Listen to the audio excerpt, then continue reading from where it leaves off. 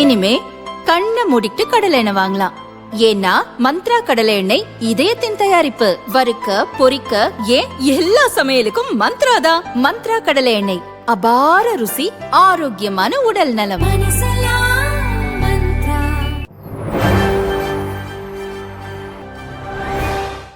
234+30 வேட்பாளர்களை நாளை அறிமுகம் செய்கிறார் விஜய். தமிழக சட்டசபை தேர்தலில் தாவேக சார்பில் போட்டியிடும் 234 வேட்பாளர்களை அக்கட்சியின் தலைவர் விஜய் நாளை அறிமுகம் செய்ய உள்ளதாக அறிவிக்கப்பட்டுள்ளது. இதுகுறித்து தாவேக பொதுச் செயலாளர் ஆனந்த் வெளியிட்டுள்ள அறிக்கையில் கூறியிருப்பதாவது: சட்டசபை தேர்தலை முன்னிட்டு தாவேக மாநில நிர்வாகிகள் கூட்டம் நாளை சென்னை நுங்கம்பாக்கத்தில் நடைபெறுகிறது. இக்கூட்டத்தில் முதல்வர் வேட்பாளர், தமிழகத்தில் உள்ள 234 தொகுதிகள் மற்றும் புதுச்சேரியில் உள்ள 30 தொகுதிகளுக்கான வேட்பாளர்களை விஜய் அறிமுகம் செய்து வைக்கிறார்.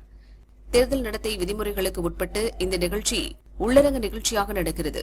தலைமை நிர்வாகிகள், வேட்பாளர்கள் என 500 பேருக்கு மட்டுமே இந்த நிகழ்ச்சியில் பங்கேற்க அனுமதி வழங்கப்பட்டுள்ளது. தமிழகம், புதுச்சேரியில் நடக்கும் சட்டசபை தேர்தலில் விசில் சின்னத்தில் போட்டியிடும் வேட்பாளர்கள் வெற்றி பெறும் வகையில் தோழர்கள் முழு ஒத்துழைப்புடன் தேர்தல் பணிகளை மேற்கொள்ள வேண்டும் என ஆனந்த் தெரிவித்துள்ளார். மாநில அரசியலில் கனிமொழி, ஜாதி சங்கம், கலைஞர்கள் சிபாரிசு, ஸ்டாலினுக்கு புது தலைவி, உதயநிதி பதவிக்கு வேட்டு.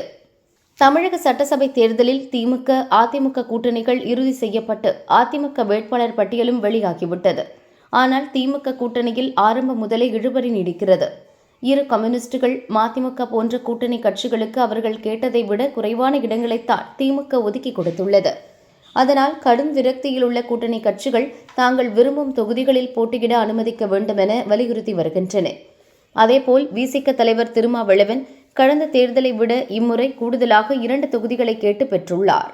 மேலும் தான் விரும்பும் இடங்களில் பானை சின்னத்தில்தான் விசிக போட்டியிடும் என அடம்பிடிப்பதாக தகவல் வெளியாகியுள்ளது. கூட்டணியில் இத்தனை சிக்கல்களை சமாளிக்க வேண்டிய நிலையில் சட்டசபை தேர்தலில் போட்டியிட கனிமொழிக்கு சீட் தர வேண்டும் என அவரது ஆதரவாளர்கள் தீவிரமாக வலியுறுத்தி வருவது ஸ்டாலினுக்கு மேலும் சிக்கலை ஏற்படுத்தியுள்ளது. தற்பொழுது தூத்துக்குடி எம்பியாக உள்ள திமுக துணை பொதுச் செயலாளர் கனிமொழி வரும் சட்டசபை தேர்தலில் திருநெல்வேலி, தூத்துக்குடி, தென்காசி மாவட்டங்களில் ஏதேனும் ஒரு தொகுதியில் போட்டியிட வேண்டும் என நாடார் சங்க நிர்வாகிகள், நாட்டுப்புற கலைஞர்கள் வலியுறுத்தியுள்ளனர். குறிப்பாக கனிமொழியை திருச்செந்தூர் தொகுதியில் போட்டியிட வைக்க வேண்டும் என அவரது ஆதரவாளர்கள் தீவிர முயற்சி மேற்கொண்டுள்ளனர். இது தொடர்பாக முதல்வர் ஸ்டாலினுக்கு பல்வேறு தரப்பினரும் கடிதம் எழுதியுள்ளனர். நெல்லை, தூத்துக்குடி நாடார் மகமை பரிபாலன சங்கத்தினர் முதல்வர் ஸ்டாலினுக்கு அனுப்பிய கடிதத்தில், தென் மாவட்டங்களுக்கும் மகளிர் உரிமைக்கும் பெண் பிள்ளைகள் நலனுக்கும் சிறந்த பாதுகாப்பான அரசியல் தலைவரான கனிமொழிக்கு இந்த தேர்தலில் போட்டியிட வாய்ப்பளிக்க வேண்டும் என வலியுறுத்தியுள்ளனர்.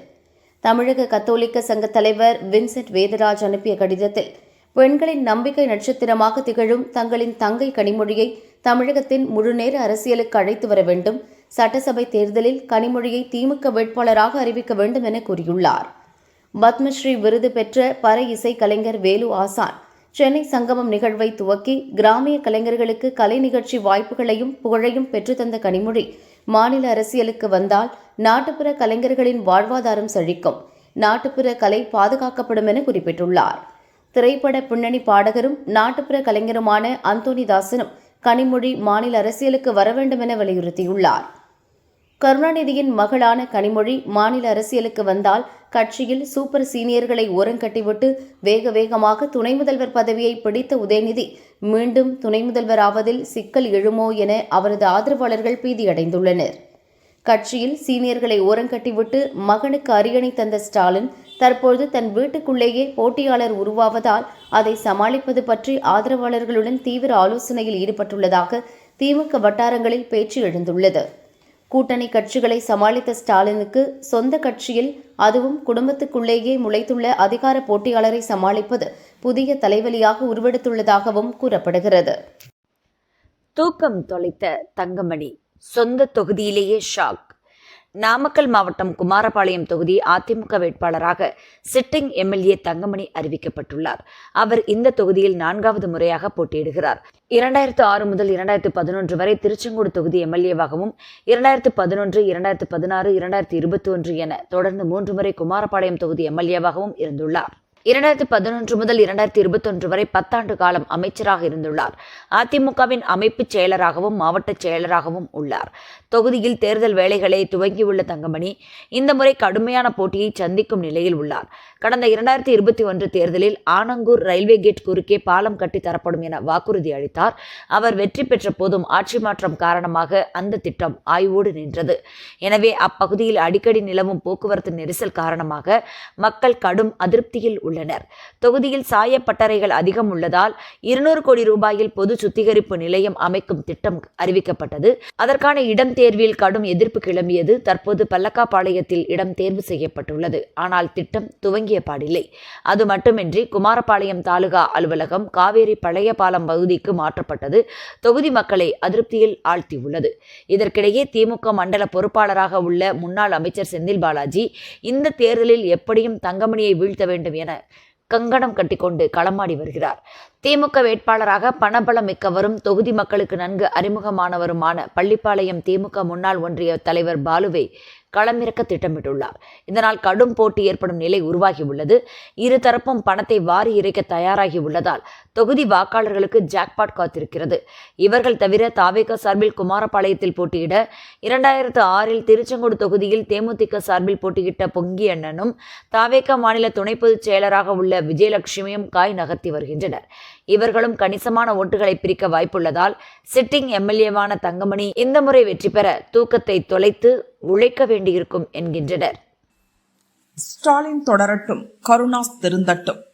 நாரடிக்கும் போஸ்டர்.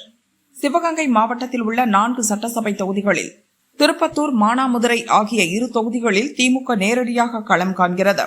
சிவகங்கை தொகுதி முக்குளத்தோர் புலிப்படை தலைவர் கருணாசுக்கு ஒதுக்கப்பட்டுள்ளது. இங்கு அதிமுக சார்பில் செந்தில்நாதன் எம்எல்ஏ மீண்டும் போட்டியிட உள்ளார். இவரை எதிர்த்து நிற்க பணபலம் படைத்த காங்கிரஸ் மாநில பொதுச் செயலர் ஒருவருக்கு வாய்ப்பு கிடைத்தால் சரியான போட்டியாக இருக்கும் என எதிர்பார்த்திருந்தனர். ஆனால் திமுக தலைமை கருணாசுக்கு ஒதுக்கியுள்ளது. கடந்த 2016 அதிமுகவில் இணைந்த கருணாஸ் முன்னாள் முதல்வர் ஜே ஆசியால் திருவாடானை தொகுதியில் வெற்றி பெற்றார். பின் தொகுதி பக்கமே தலை காட்டாமல் மக்களின் அதிருப்திக்கு உள்ளானார். தற்போது திமுக கூட்டணியில் சிவகங்கையில் நிற்கிறார். இது அவருக்கு மட்டுமின்றி திமுகவிற்கே பின்னடைவை ஏற்படுத்தும் என கொந்தளிக்கின்றனர் திமுகவினர். இது குறித்து சிவகங்கை திமுகவினர் கூறியதாவது: சிவகங்கையை திமுகவிற்கு ஒதுக்க கோரி கட்சியினர் 30க்கும் மேற்பட்டோர் விருப்ப மனு அளித்தோம். ஆனால் எங்களுக்கு வாய்ப்பு தராமல் கருணாசுக்கு கொடுக்கப்பட்டுள்ளது. 2016 திருவாடானையில் இவரது நடவடிக்கை சரியில்லாததால் அந்த தொகுதி மக்கள் கடும் அதிருப்தி அடைந்தனர்.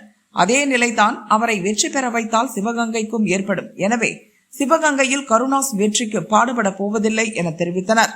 இதனிடையே முக்குளத்தோர் பாதுகாப்பு படை என்ற பெயரில் சிவகங்கை நகர் முழுதும் கருணாசுக்கு எதிராக போஸ்டர் ஓட்டப்பட்டுள்ளது. ஒன்றில் இரட்டை இலை, மற்றொன்றில் தாமரை. தேசிய ஜனநாயக கூட்டணியில் உள்ள புதிய நீதி கட்சிக்கு தொகுதி பங்கீட்டின் போது தொகுதிகள் ஒதுக்கப்படவில்லை. இந்நிலையில் சென்னையில் அதிமுக பொதுச் செயலர் பழனிசாமியை புதிய நீதி கட்சியின் தலைவர் ஏசி சண்முகம் சந்தித்து பேசினார். பின் ஏசி சண்முகம் கூறும்போது, எங்கள் கட்சிக்கு மதுரை மத்திய தொகுதியை அதிமுக வழங்கியுள்ளது. அந்த தொகுதியில் இரட்டை இலை சின்னத்தில் போட்டியிடுகிறோம். இதுபோல தேஜ கூட்டணியில் பாஜகவுக்கு ஒதுக்கப்பட்டதிலிருந்து ஒரு தொகுதியை எங்களுக்கு கொடுக்கின்றனர். அது எந்த தொகுதி என இன்னும் முடிவாகவில்லை. அந்த தொகுதியில் தாமரை சின்னத்தில் போட்டியிடுவோம். வேட்பாளர்களை விரைவில் அறிவிப்போம். நான் போட்டியிடவில்லை என்றார். தமிழக தேர்தல் வரலாற்றில் ஒரு கட்சி தான் சார்ந்துள்ள கூட்டணியில் இடம்பெற்ற கட்சிகளின் இருவேறு சின்னங்களில் போட்டியிடுவது இதுவே முதல் முறை. புதிய நீதி கட்சிக்கு அதிமுக ஒதுக்கியுள்ள மதுரை மத்திய தொகுதி தற்போதைய திமுக அமைச்சர் தியாகராஜன் கடந்த 2016, 2021 தேர்தல்களில் வெற்றி பெற்ற தொகுதி. ஏற்கனவே சபாநாயகர் அப்பாவு மற்றும் 20க்கும் மேற்பட்ட திமுக அமைச்சர்களின் தொகுதிகளை கூட்டணி கட்சிகளுக்கு ஒதுக்கிய அதிமுக தற்போது புதிய நீதி கட்சிக்கும் அமைச்சர் தொகுதியை தள்ளிவிட்டுள்ளது. இதற்கிடையே சமீபத்தில் திமுகவில் இருந்து விலகி அதிமுகவில் சேர்ந்த முன்னாள் மத்திய அமைச்சர் அழகிரியின் ஆதரவாளர்களான மதுரை முன்னாள் துணை மேயர் மன்னன், ஜெயபால் ஆகிய இருவரில் ஒருவர் அமைச்சர் தியாகராஜனுக்கு எதிராக நிறுத்தப்படலாம் என கூறப்பட்டது. இந்நிலையில் புதிய நீதி கட்சிக்கு மதுரை மத்திய தொகுதியை அதிமுக விட்டுக் கொடுத்துள்ளது. இந்த முறையும் அந்த தொகுதியில் அமைச்சர் தியாகராஜன் போட்டியிட உள்ளதால் அவரது சமூகத்தைச் சேர்ந்தவரான ஏசி சண்முகத்தின் புதிய நீதி கட்சிக்கு அதிமுக சீட் தந்துள்ளது. ஏற்கனவே மதுரையில் ஒரு தொகுதியை பெற திட்டமிட்ட சண்முகம் மதுரையில் வ.உ.சியின் பிரம்மாண்ட சிலைக்கு அடிக்கல் நாட்டும் விழாவை துணை ஜனாதிபதி CP ராதாகிருஷ்ணனை அழைத்து நடத்தினார். இதன் மூலமாக மதுரையில் பிள்ளைமார் சமூகத்தின் ஆதரவு அதிகரித்துள்ளதாக கருதி புதிய நீதி கட்சி களத்தில் இறங்கியுள்ளது. 273 கோடி ரூபாய் மதிப்பிலான பொருட்கள் பறிமுதல். தலைமை தேர்தல் அதிகாரி தகவல்.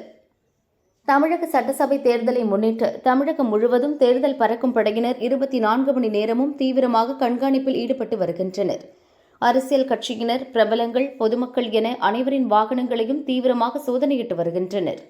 இந்நிலையில் தமிழகத்தில் இதுவரை 273 கோடி ரூபாய் மதிப்பிலான பணம் மற்றும் பொருட்கள் பறிமுதல் செய்யப்பட்டுள்ளதாக தமிழக தலைமை தேர்தல் அதிகாரி அர்ச்சனா பட்நாயக் தெரிவித்துள்ளார்.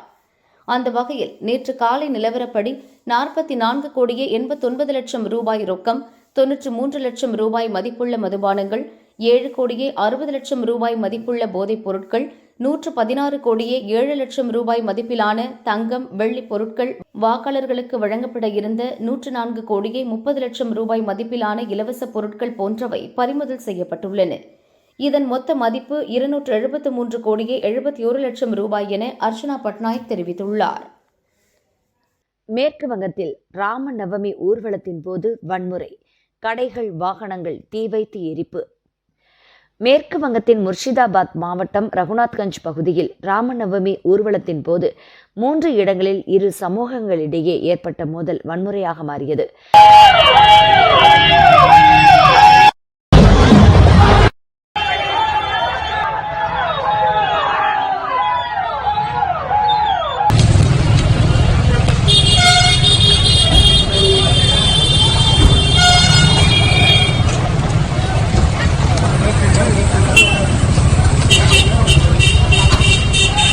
கடைகள், 2 வீலர்களுக்கு தீ வைக்கப்பட்டன.